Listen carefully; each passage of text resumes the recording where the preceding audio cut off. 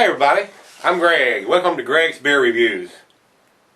Let's go look and see what's in the fridge today.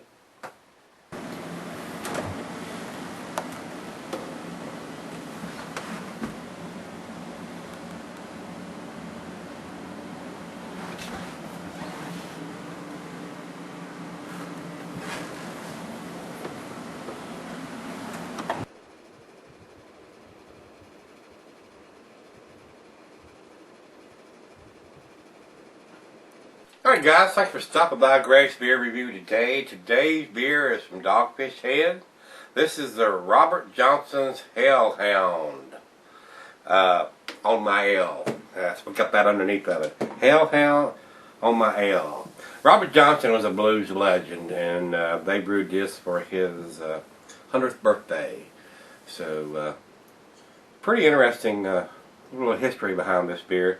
They use 100% Centennial hops and a little bit of lemon peel added to it here. So this is American Double IPA coming in at 10%. Big bottle, big ABV. Dogfish Head's out of Milton, Delaware, guys, in case you didn't know that. Food pairings for this the cuisine would be barbecue, cheese, peppery, Monterey, pepper jack, sharp, blue, gorgonzola, limburger. Your more potent cheeses. This is a double, so it'll take a tangy cheese. So the meat is game, grilled meat, and salmon. Glassware, snifter, tulip, oversized wine glass. I got the Duvel glass here, guys. That's what I use for this. Y'all know that. And says not to cellar it, and I agree with that. It's ABV will let it keep, but the hops are going to go away. So this is brewed once. So let's not keep it any longer. Let's get the cap off of it and see what we got, guys. Alrighty.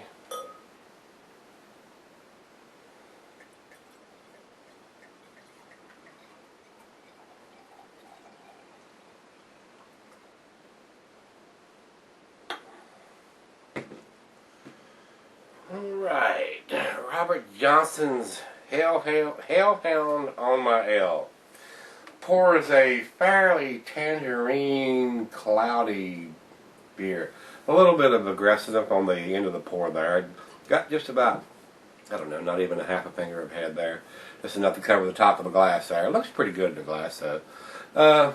It's not very clear. I can't see through the beer, so it's got quite a few bubbles streaming up in there that I can see here on the outside of the glass going around, so looks fairly carbonated. Let's get a nose on it.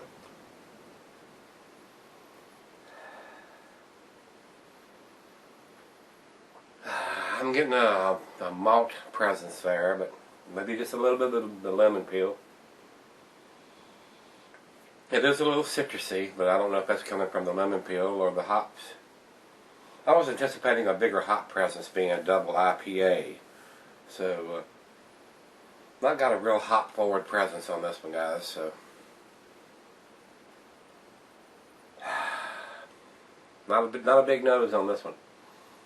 Cheers, everybody.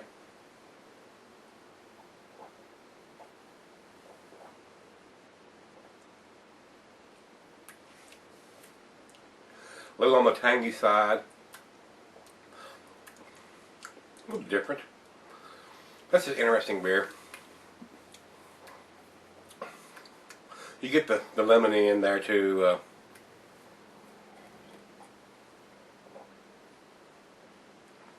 Not too bad for a 10%, but it's a little tangy, tart on the end of there though.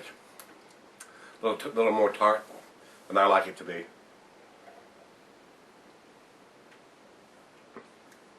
Pretty thin mouthfeel, watery.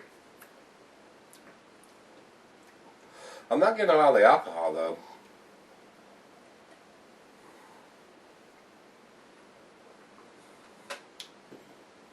Well, Dogfish does a lot of different stuff. I mean, them and Stone, they do so many different, and Terrapin, they just go off in different directions, and I bet they make 50 different beers every year. So. And they do quite a bit. Every time I go up there, they got something different out. And it's either doing something strange like a big bottle or a little bottle, or I mean, they're always doing something. So they're always experimenting. So, well, this one's pretty chilled. You can see the sweat coming off the bottle. It's about 95 degrees outside, guys, so it's just pretty tasty. About 40 degrees out of the fridge, and you know the deal, you know the drill. We're going to let it warm up, and be right back. We'll do the final chug on this. And I don't know if this is going to be an A beer or not. It's pretty hot and I'm pretty thirsty, but it's got a little bit more tartness than I like in an IPA.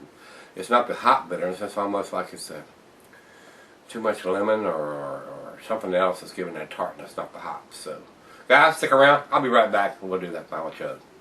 Alright guys, thanks for sticking around. Got just a little bit left in the glass here. I've been sipping on it probably about 45 minutes or so and shared half of it with the other half there.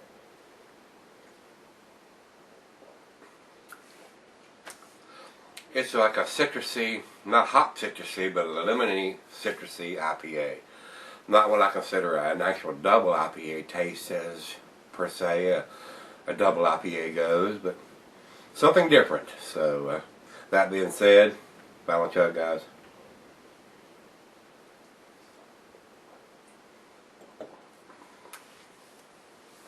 For a 10% alcohol beer, it is very, very well hidden. I mean, if you didn't know that, you wouldn't think it was a 10% beer. Being a big hophead, and this is supposed to be a double IPA, I can appreciate what they've done, but it's actually not, in my opinion, in the style. It doesn't fit the style. So, with that being said, guys, I'm going to give it the grade tonight, and what I'm going to do is, it is Dogfish head in there, and it's in top quality, a top-notch beer. I'm gonna give it a 6. It's a B. It's a solid B in there. If it was a little more on the hoppier side of the double IPA, more in the style, I'd give it a little bit better grade than what I'm giving it. But it's a great beer, and if I was rating it on the beer, I would give it an A.